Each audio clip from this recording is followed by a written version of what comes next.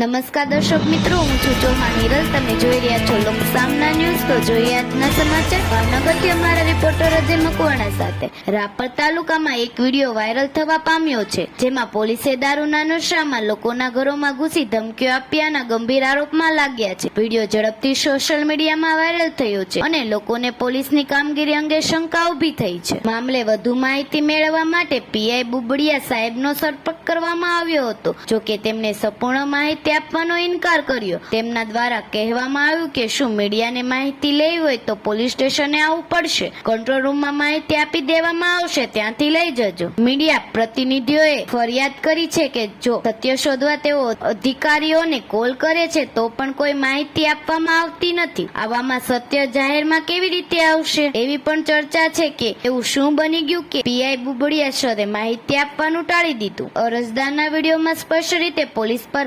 આક્ષેપ કરવામાં આવ્યા છે કે અમુક અધિકારીઓ દારૂ પીને આવ્યા હતા અને ઘરના સભ્યોને ધમકાવ્યા હતા. વોરંટ લીધા વિના ઘરમાં પ્રવેશ થયો હોવાનું પણ જણાવ્યું છે. હવે લોકોમાં પ્રશ્ન ઉઠી રહ્યો છે, પોલીસમાંથી જ સત્ય છુપાવાય તો ન્યાય ક્યાંથી મળશે? તો ફરી મળીશું એક નવા સમાચાર સાથે. ત્યાં સુધી જોતા રહો લોકસામના ન્યૂઝ.